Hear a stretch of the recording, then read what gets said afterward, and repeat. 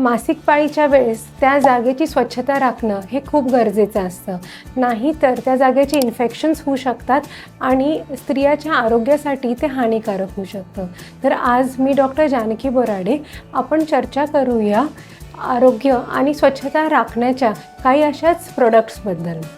आपण बोलूयात आज सॅनिटरी पॅड्सबद्दल, जे सगळ्यात जास्त कॉमनली यूज केले जातात. मोस्ट कॉमनली ते डिस्पोजेबल व्हरायटीमधलेच असतात. तर डिस्पोजेबल सॅनिटरी पॅड्स यूज करायच्या आधी आणि नंतर प्रत्येकाने आपले हात स्वच्छ धुवून घ्यायचे. सॅनिटरी पॅड हे दर 6 तासाला चेंज केलंच पाहिजे, ते पूर्ण भरो किंवा न भरो. जर असं केलं नाही तर मग त्या एरियामध्ये रॅश येणे, खाज येणे, इन्फेक्शन होणे अशा अडचणी निर्माण होऊ शकतात. डिस्पोजेबल सॅनिटरी पॅड्स वापरल्यानंतर ते टाकायची एक पद्धत असते. ते कधीच आपण फ्लश करू नये, जाळू नये किंवा ओपन असा कचऱ्यात टाकू नये.